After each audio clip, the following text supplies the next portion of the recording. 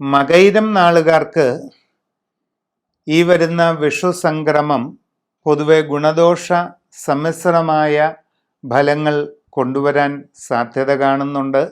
ജീവിതത്തിൽ വളരെ സുപ്രധാനമായ മാറ്റങ്ങൾ ഉണ്ടാകാൻ സാധ്യതയുള്ള സമയമാണിത്. പുതിയ ജോലിക്ക് വേണ്ടി ശ്രമിച്ചുകൊണ്ടിരിക്കുന്നവർക്ക് അധികം വൈകാതെ അത് നേടിയെടുക്കാൻ അവസരമുണ്ടായേക്കും. നിങ്ങളുടെ നിലവിലുള്ള കർമ്മരംഗത്ത് വന്നു ചേരുന്ന മാറ്റങ്ങളെല്ലാം അനുകൂലമാകണമെന്നില്ല.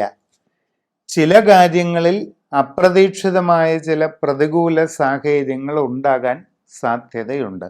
നിങ്ങളുടെ കർമ്മരംഗത്തെ എല്ലാ വിശദമായ കാര്യങ്ങളും സൂക്ഷ്മമായി പഠിച്ചു മനസ്സിലാക്കി അതിനനുസരിച്ച് മുമ്പോട്ട് പോകാൻ ശ്രദ്ധിക്കേണ്ടതാണ്.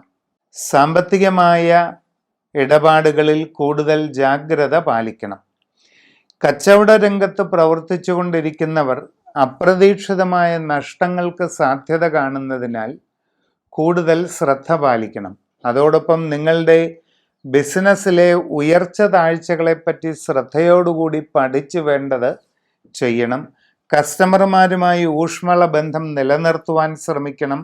നിങ്ങളുടെ ബിസിനസ് രംഗം കൂടുതൽ വിപുലീകരിക്കാൻ ശ്രമിക്കണം.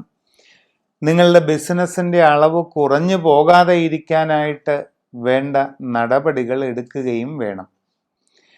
കുടുംബത്തിൽ പൊതുവെ സമാധാനവും സ്വസ്ഥതയും നിലനിൽക്കും. സംഭാഷണത്തിൽ വളരെ കരുതലും മിതത്വവും ശീലിക്കേണ്ടത് ആവശ്യമാണ്.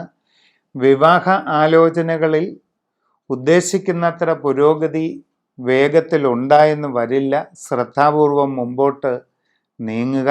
ആരോഗ്യകാര്യങ്ങളിലൊക്കെ ശ്രദ്ധിക്കുക.